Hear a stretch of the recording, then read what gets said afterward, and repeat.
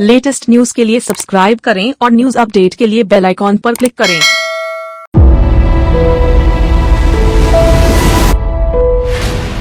कांग्रेस की अगुवाई में देश की आवाज बनने से लेकर कई प्रस्तावों को स्वीकार करवाने, बंगाल विभाजन को रद्द करवाने जैसी बड़ी सफलताओं ने आजादी के आंदोलन को नई दिशा दे दी थी। देश का लगभग हर बड़ा आंदोलनकारी कांग्रेस के मंच से जुड़कर आजादी की आवाज बुलंद कर रहा था। सफलता के इन्हीं मजबूत एवं महत्वपूर्ण कदमों के बीच 1912 का बांकीपुर अधिवेशन संपन्न हुआ। इसी अधिवेशन में पहली बार एक डेलीगेट के रूप में पंडित जवाहरलाल नेहरू जी ने हिस्सा लिया। 1913 का कराची अधिवेशन भारत में सद्भाव और एकता के लिहाज से काफी महत्वपूर्ण साबित हुआ। बंगाल विभाजन की साजिश के बीच दोनों समुदाय ये समझ चुके थे कि देश का शत्रु एक ही है और वो ब्रिटिश हुकूमत है।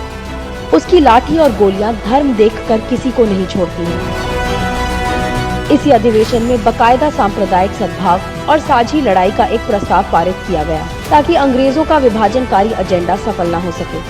1914 के मद्रास अधिवेशन में 866 डेलीगेट्स ने हिस्सा लिया। आजादी की लड़ाई के साथ साथ कांग्रेस का विस्तार व्यापक होता जा रहा था। कांग्रेस और देश आजादी की प्रभावशाली लड़ाई लड़ रहे थे।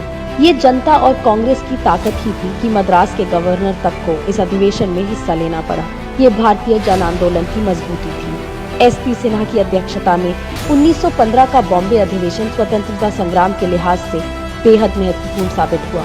इस अधिवेशन में कांग्रेस के संविधान में बदलाव किया गया और कांग्रेस की ताकत दुगनी हुई। भाग लेने वाले सदस्यों की संख्या बढ़कर 2259 हो गई और इससे आजादी के आंदोलन को गति मिली। हम देख सकते हैं कि आजादी के आंदोलन में कांग्रेस की मजबूती देश और जनता की ताकत बन रही थी। अंग्रेज भी जानते थे कि कांग्रेस के मजबूत होने का मतलब है भारत को ताकत मिलना और ब्रिटिश हुकूमत की नींव कमजोर होना।